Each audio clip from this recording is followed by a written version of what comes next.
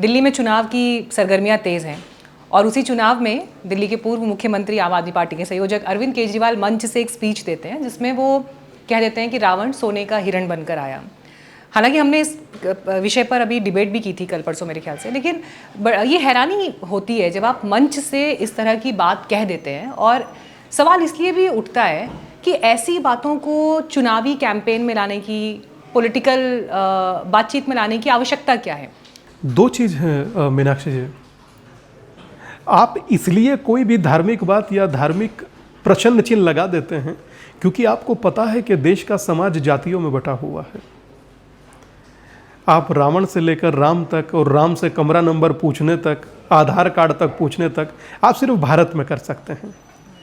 मैं ये नहीं मात्र कह रहा हूं कि अरविंद केजरीवाल, मैं x y top to bottom कह रहा हूं, कोई एक व्यक्ति खड़ा होकर के किसी अन्य व्यक्ति के लिए बोलकर दिखाए या किसी अन्य मजहब के विरुद्ध बोलकर दिखाए।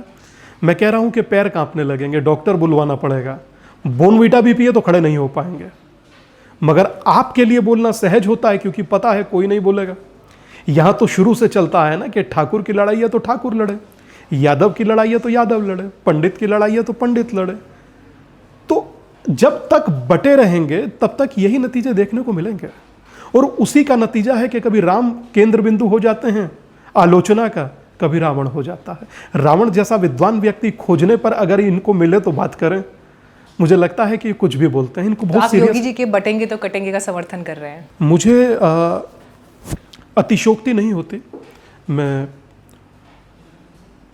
उत्तर प्रदेश के मुख्यमंत्री हैं, मैं उत्तर प्रदेश से ही आता हूं और मुझे सच में अपने मुख्यमंत्री पर प्राउड है।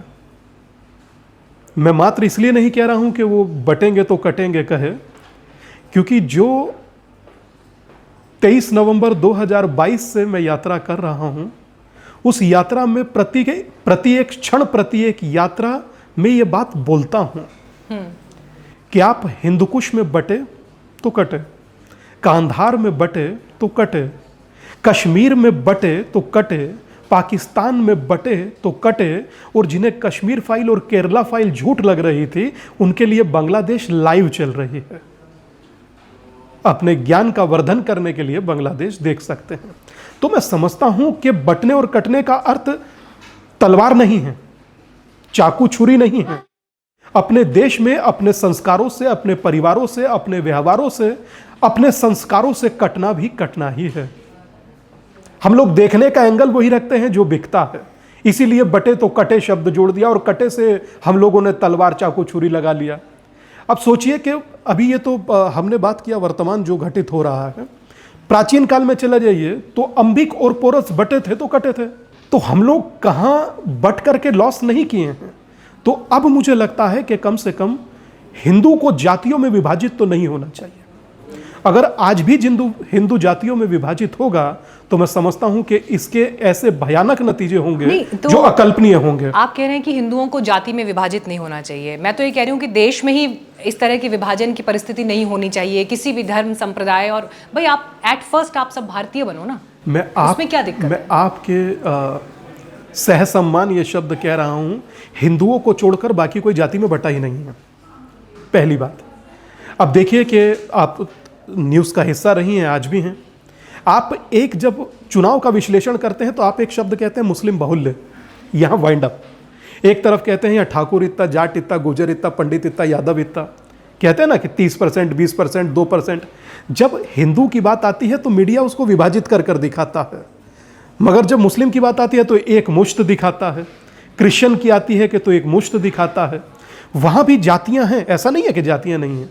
फिरके हैं, सिया, सुन्नी, बरेलवी, देवबंदी, अहले हदीस, कमरिया, गोसी, ज्ञाना, पसमानदा, अहमदिया, 50 फिरके हैं, मगर वहाँ फिर भी वो मुस्लिम हैं।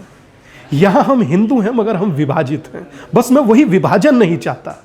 दुनिया में जब दुनिया संगठित हो सकती है तो हिंदू संगठित क्यों ना हो? पर आप जब इस विभाजन की बात कर रहे हैं, लेकिन अब कौन सा ऐसा राजनीतिक दल है जो इस विभाजन को एंडोर्स नहीं कर रहा, जो उसकी राजनीति नहीं कर रहा? बेशक योगी आदित्यनाथ ये बोल रहे हैं कि बटेंगे तो कटेंगे, या वो इस नारे के जरिए एक मैसेज देने की कोशिश कर रहे हैं। पॉलिटिकल नारा तो बन ही गया है, चुनावी रैलियों में जब गूंज रहा है। अब लगता है कि दिल्ली में भी आएंगे जब चुनाव प्रचार के लिए तो ये नारा प्रयोग होगा। लेकिन सवाल ये है कि जिस पार्टी से वो आते हैं, तो बीजेपी भी तो उस स्टाइल की पॉलिटिक्स करती है ना, तो फिर कौन पाक साफ है? सब कर रहे हैं, कैसे रुकेगा ये मामला? मेरा मानना यही है, ये तो आप मानेंगे ना कि सब कर रहे हैं। 100% हिंदुओं को जो जाति में बांटे वो गलत। मतलब जिसको सो कॉल्ड हिंदुओं की पार्टी लोग देखते हैं, बीजेपी की हिंदुओं की पार्टी है, वो भी तो यही काम कर रही है ना। कम से कम देश का पीएम खड़ा होकर कह तो देता है कि एक है तो सिर्फ है। पिछले 40 सालों में मैंने तो किसी पीएम के मुंह से नहीं सुना। देश का सीएम कह तो देता है बटोगे तो कटोगे, मैंने तो आज तक अन्य 20-30 राज्य, 25 राज्य, 27 राज्य हैं, किसी सीएम के मुंह से नहीं सुना। हाँ, इतना जरूर सुना कि सनातन डेंगू है, मलेरिया है, एड्स है। नहीं, वो दक्षिण भारत की वो पॉलिटिक्स फिर अलग है, जिस वजह से वो ऐसा कह रहे हैं। फिर वहाँ पे पेरियार का जिक्र भी आएगा, फिर वहाँ बाकी दक्षिण भारत को मानती तो भारत का ही हिस्सा है ना। Of course. तो बस यही मेरा अपना विचार और आकलन है कि भारत में सनातन जातियों में विभाजित ना हो, एक भगवान, एक कुआं और एक हम लोगों का विचार होना चाहिए। हमारा मानना यही है, क्योंकि कोई भेदभाव नहीं। मुझे नहीं अच्छा लगता जातिवाद, मुझे नहीं अच्छा लगता छोटा बड़ा, ऊंच नीच, पराया। नहीं साहब, जब परमात्मा ने एक बनाया तो हम अलग कैसे हो गए? हम लोग तो एक होना, किस बात का कास्ट डिस्क्रिमिनेशन? स्वामी जी, यहीं पर तो फिर विरोधाभास आता है ना कि देखिए, आज हम एक बड़ी एलीट बातचीत कर रहे हैं, एक प्लेटफॉर्म पर बैठकर बात कर रहे हैं, आमने सामने बैठकर बड़े सभ्य संभ्रांत तरीके से बात कर रहे हैं, लेकिन जमीन पर सच्चाई क्या है? वो घटनाएं सामने आती है ना, जहाँ पे दूल्हे को घोड़े पर नहीं चढ़ने दिया, जहाँ पर वो कहीं एक वैसी बस्ती से निकल गया तो पिटाई हो गई कि तुम यहाँ से कैसे निकल गए। ये भी तो समाज का सच है ना। जमीन पर सच्चाई मीनाक्षी जी ये है कि जिस वर्ग ने निकलने नहीं दिया, 2 थानों की पुलिस राजस्थान में खड़ी होकर उस वर्ग के आगे से निकाल देती है। मैं उसी वर्ग की बात कर रहा हूँ, चाहे वो वर्ग एक विचारधारा को इंडोर्स करता हो, चाहे वो वर्ग कश्मीर के साथ हो, चाहे वो कंधार के साथ हो, चाहे पाकिस्तान के साथ हो और चाहे बांग्लादेश के साथ हो। मैं उसी विचारधारा की ही बात कर रहा हूं। मैंने अभी राजस्थान में देखा, मैं ये नहीं कह रहा हूं कि हम लोगों से जुड़े लोग या हमसे जुड़े लोग या हमारे से जुड़े लोग, कहीं किसी ने ऐसा नहीं किया होगा।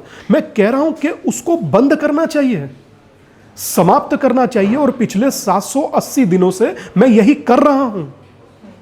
और मैं कर रहा हूं तो मुझे अब उम्मीद दिखने लगी है, जब 80 लाख लोग एक जगह खड़े होकर के कहते हैं कि मुझे प्राउड है हमें अपने हिंदू होने पर, तो मैं समझता हूं कि किसी भी वर्ग के लिए इससे ज्यादा श्रेष्ठ कुछ नहीं हो सकता।